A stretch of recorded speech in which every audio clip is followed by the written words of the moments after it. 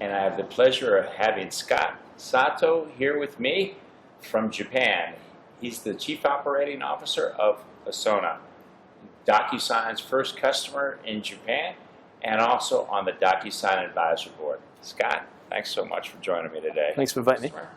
Tell us a little bit about Pasona and how you became DocuSign's first customer in Japan. Pasona is a human resource company. We've been operating for about 40 years, and we're one of the original companies that brought human resource businesses to Japan from the U.S. In Japan today, all employment contracts must be done in paper and signed in ink and done in hanko.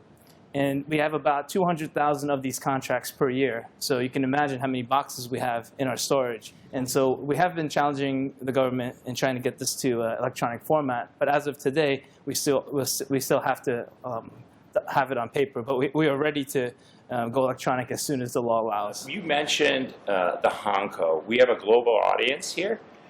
Tell everybody what the hanko is and what DocuSign bringing the e-hanko to Japan means to you. Sure. The e-hanko was a great concept, I thought, of DocuSign. In the U.S., I think you use a signature. In Japan or in a lot of parts of Asia, it's a chop, and it's an ink stamp that's used as a signature alternative. The concept of signing and electronic signature is not a customary thing in Japan yet. So having that same concept within DocuSign and having that e-hanko would be one hurdle that you can get over very quickly. Pasona, what have been your results so far? Okay. Even though we haven't been able to do the employment contracts in electronic format yet, the other side, the client side, is an area that we've been able to take a lot of advantage on. What we do is when we negotiate contracts, we have a lot of email, we have a lot of documentation that we have to keep, and we do it all on DocuSign. And it allows us to go from the communication with the customer directly to the contract without having the missteps of miscommunication in the middle.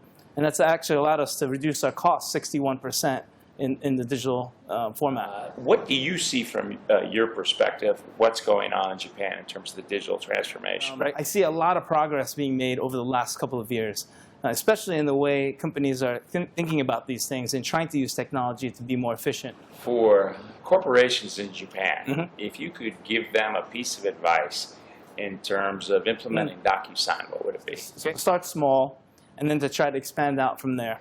If you try to figure out all the different ways in which it can go wrong, I'm sure you'll find a lot of hurdles that you have to go over. But if you start small and then go expand out from there, I think most companies can take huge advantages of DocuSign. Well, Scott Sato, COO of Pasona, thank you so much for being on our advisory board, our first customer in Japan, and thanks so much for everything you do for us. Thank you, Scott.